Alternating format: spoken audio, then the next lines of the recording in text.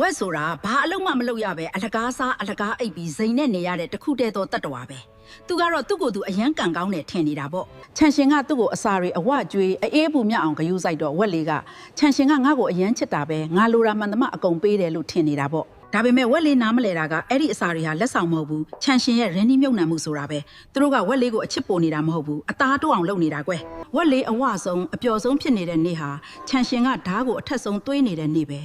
အရာအလုံးကသူ့အတွက်နောက်ဆုံးအချိန်ဖြစ်သွားနိုင်တာပေါ့ဘန်နေကလေးဒီအတိုင်းပဲမြေးတို့ရေကိုကိုအကျွေးဝယ်ကတ်တွေအလွှဲပေးတယ်ကိုမတောင်းပဲချင်းငွေတွေပေးတယ်အခုဝယ်နောက်မှပေးဆိုတာတွေနဲ့မြှူဆွဲတတ်ကြတယ်သူတို့ကမြေးတို့ကိုတက်တောင့်တက်တာဖြစ်အောင်လုပ်ပေးနေတာဒါပေမဲ့အဲ့ဒါကမြေးတို့ဘဝပိုကောင်းဖို့မဟုတ်ပဲအကျွေးတွေနဲ့မြုပ်ထားဖို့ဖြစ်နေတတ်တယ်မြေးတို့ရေသူတို့ကမြေးတို့စီကနောက်ထပ်နှစ်ပေါင်း30လောက်အထိအတိုးတွေရယူနိုင်ဖို့အတွက်အခုကတည်းကတေချာအစာကျွေးထားကြတာပေါ့အကယ်၍တခုခုကအရန်ကိုအလကားရပြီးတက်တောင့်တက်တာဖြစ်နေမယ်ဆိုရင်တတိထားပါမြေးတို့အဲ့ဒီမှာမြေးတို့ကဝယ်သူမဟုတ်ပဲရောင်းကုန်ဖြစ်နေနိုင်လို့ပါဖွားဖွားတို့ငယ်ငယ်ကလူကြီးတွေပြောဘူးတယ်မသိတဲ့သူကအစာလာကျွေးရင်ဘာတွေကြွတာလဲလို့မမေးနဲ့ဘာလို့ငါ့ကိုကြွေးတာလဲဆိုတာကိုပဲမေးပါတယ်သူများလက်ခုပ်ထဲကအစာကိုမစားမိပါစေနဲ့